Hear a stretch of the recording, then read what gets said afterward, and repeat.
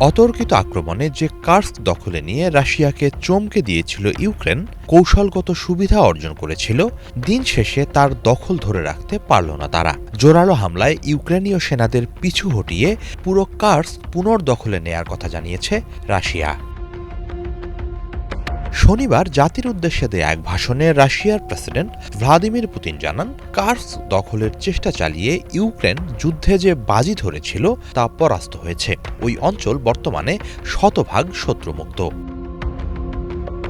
Putin বলেন, কার্স্ক পুনর্দখলের মধ্য দিয়ে যুদ্ধে আরও শক্তিশালী অবস্থানে গেল রুশ বাহিনী। এই জয় অন্যান্য রণাঙ্গনেও সেনাদের সুবিধাজনক অবস্থানে নিয়ে যাবে। এর মধ্য দিয়ে ইউক্রেনের প্রেসিডেন্ট ভলোদিমির জেলেনস্কির নব্য নাৎসি সরকারের পতন নিকটবর্তী হয়েছে বলে অভিমত পুতিনের। জাতির উদ্দেশ্যে দেয়া ভাষণে কার্স্ক পুনর্দখলে রুশ বাহিনী যেভাবে লড়াই করেছে তার প্রশংসা করেন পুতিন। একই সাথে ওই অঞ্চলে রুশ সেনাদের কাঁধে কাঁধ মিলিয়ে লড়াই করা উত্তর কোরিয়ার সেনাদেরও ভূয়সী প্রশংসা করেন তিনি।